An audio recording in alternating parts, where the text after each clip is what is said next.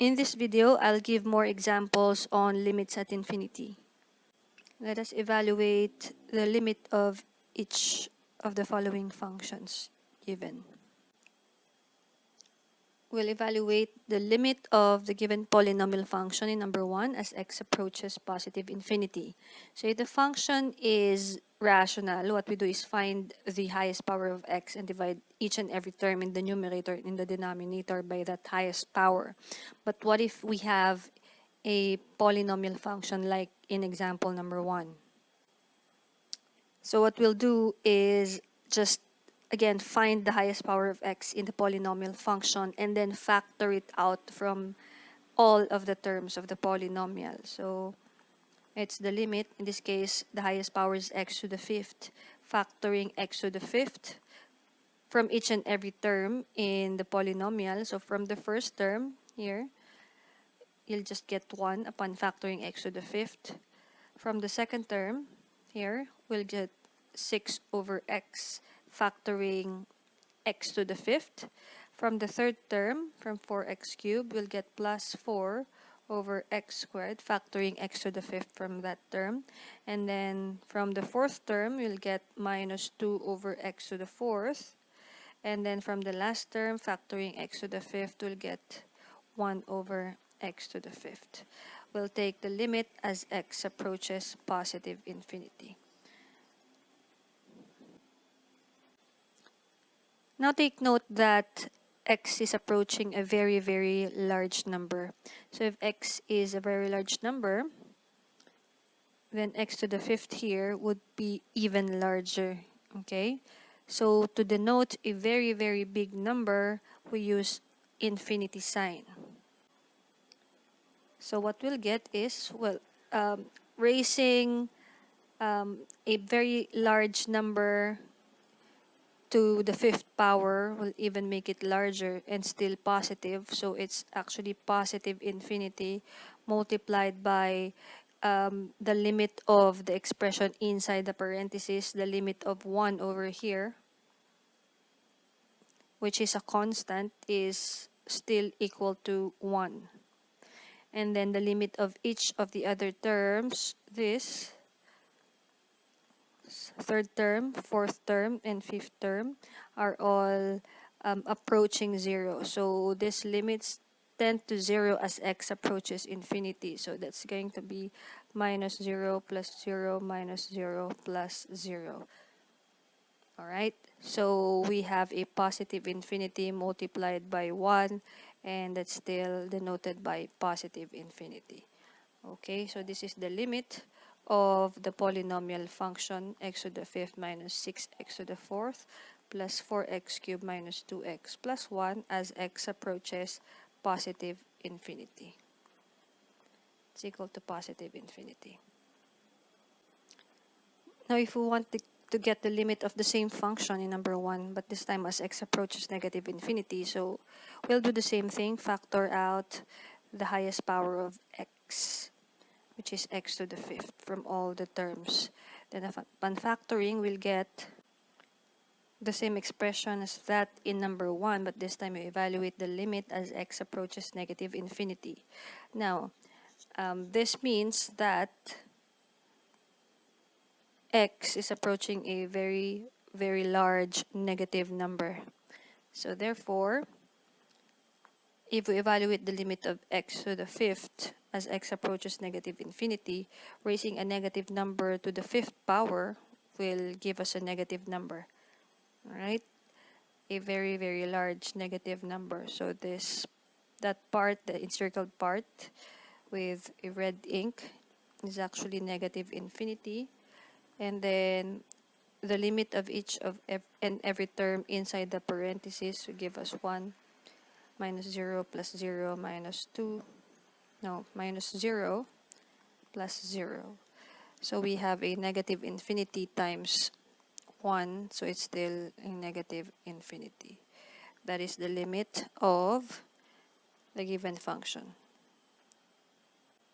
as x approaches negative infinity. Another example involving a polynomial function, we would take the limit of the polynomial function as x approaches negative infinity. So again, what we'll do is factor out the highest power of x from the given polynomial. And in this case, it's x cubed. Factoring x cubed from all the four terms inside the parentheses. So from this term, we factor out x cubed, we get 1 over x cubed. From the second term, we factor out x cubed, we get minus 2 over x squared. From the third term, factoring x cubed, we'll get 4 over x. And then finally, from the last term, we'll get minus 3. Okay, we evaluate the limit as x approaches negative infinity. Now, as x approaches negative infinity, take note that x is a very, very large negative number. And this highest power of x, x cubed, so cubing a negative number will get another negative number, which is even bigger, right? So denoted by, again, negative infinity. And then for the limit of each and every term inside the parentheses as x approaches negative infinity, so constant over a very, very large number will tend to 0. So minus 0 plus 0 minus 3. So what we have is a negative infinity multiplied by what's inside the parentheses, negative 3. So two negative numbers multiplied will give us a positive product. So it's positive infinity. And that is the limit of 1 minus 2x plus 4x squared minus 3x cubed as x approaches negative infinity. In example number 4, what if the rational function involves a radical? So we still do the same thing. We find the highest power of x in the rational function. And in this case, we have x squared in the numerator and then x cubed in the denominator. Okay. X cubed is, of course, has a higher exponent than x squared. But remember that in the denominator we have a square root sign. So x cubed is inside the square root sign. So in the numerator, the highest power is x squared. In the denominator, it's x cubed, but it's inside a square root sign. So actually, the highest power in the denominator is not x cubed, but it is x cubed raised to 1/2. Okay, or that is square root of x cubed. Or simplified form is x raised to 3/2. Now, which of the two has a higher exponent? Is it x squared or x raised to 3/2? Of course, the one in the numerator, right? Okay. So in that case, we'll have to divide everything by x squared. So it's the limit of x squared over x squared minus 2x over x squared plus 4 over x squared divided by, now, inside the square root sign, you have 3x cubed. So if we write x squared inside the square root sign, it's going to be x to the 4th. So inside the square root sign, we're going to divide everything by x to the 4th. Because when you write, so you have square root of x to the 4th is actually x squared, right? So putting x squared inside the square root sign will give us x to the 4th. So everything inside the square root sign will be divided by x to the 4th instead of just x squared. Okay, take the limit as x approaches positive infinity. Now we have, upon simplifying, 1 minus 2 over x plus 4 over x squared divided by the square root of, this is 3 over x minus 4 over x cubed plus 1 over x to the 4th. Take the limit as x approaches positive infinity. Now again, what we'll do is evaluate the limit of each and every term in the numerator and in the denominator, in the radicand in the denominator. Alright, so the limit of Let's do it one by one. This constant is, of course, the constant itself. It's 1 minus the limit of 2 over x as x approaches positive infinity. So if the denominator becomes very, very large, 2 over x tends to 0. And then the limit of 4 over x squared tends to 0 also. Over the square root of the limit of 3 over x, it's approaching 0 as well. Okay. And then minus for the limit of 4 over x cubed. So it's approaching 0 also. And then plus the limit of 1 over x to the fourth approaching 0. So now we'll get what? A constant 1 over 0. So again, whenever we get a constant over 0 when evaluating limits, what we'll actually get in the end is either positive infinity or negative infinity. So you just have to look at the sign of the numerator and the denominator to know the sign of the infinity symbol in the end. Okay, so the numerator is obviously positive. It's positive 1. So it's positive whenever x approaches positive infinity. Now what about the denominator? Look at the denominator. Originally, this is our denominator. Look at the given. So the denominator is square root of 3x squared minus 4x plus 1. We have to make sure that the radicand, which is a polynomial, is or will not be equal to a negative number. Well, cubing, so we have here 3x cubed, so it means to say that we are actually cubing a very, very large positive number. Okay, so multiplying that very large positive number by 3. Do you think that 3x cubed is greater than 4x?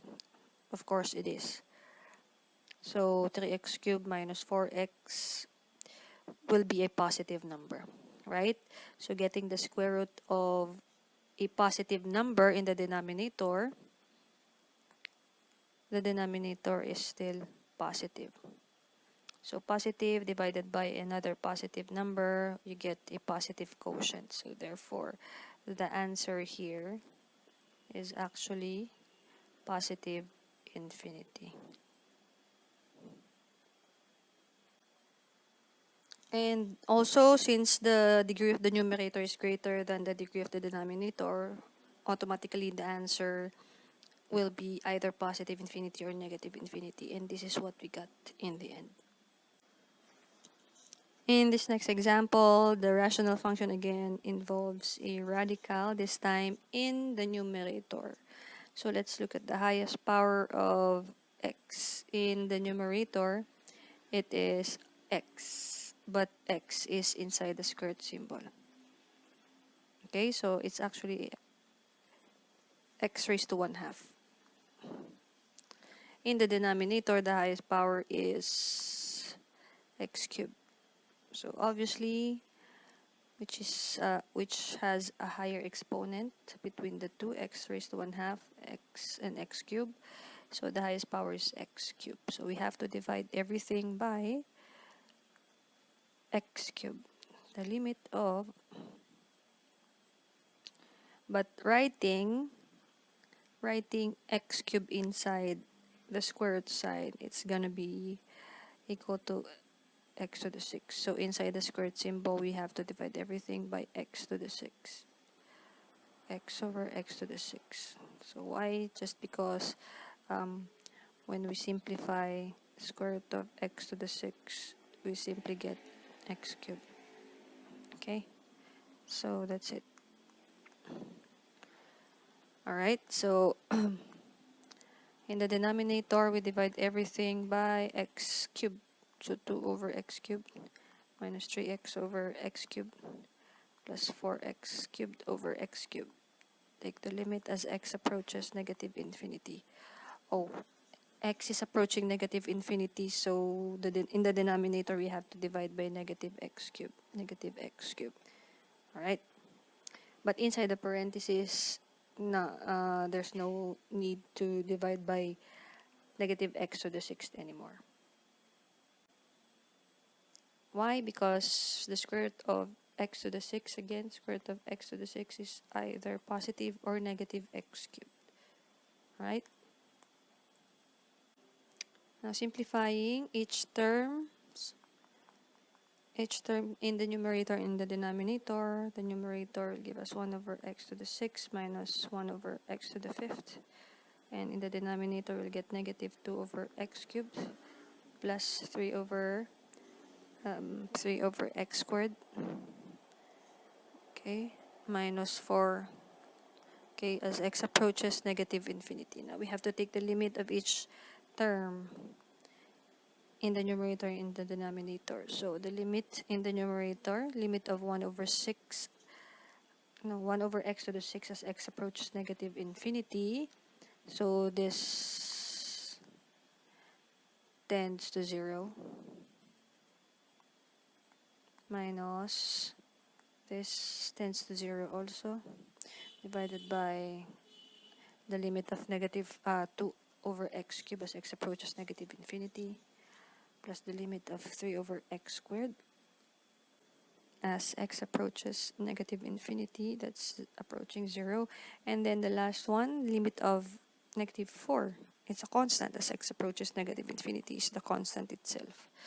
So we get a 0 over negative 4, and that's equal to 0.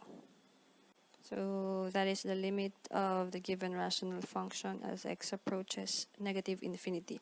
And if we'll try to look at this part, which is pertaining to the highest powers of x.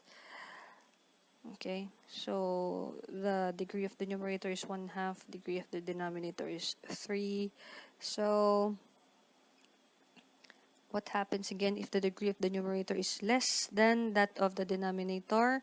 When evaluating limit as x approaches positive or negative infinity, we always get a 0. That's why we get a 0 in our solution.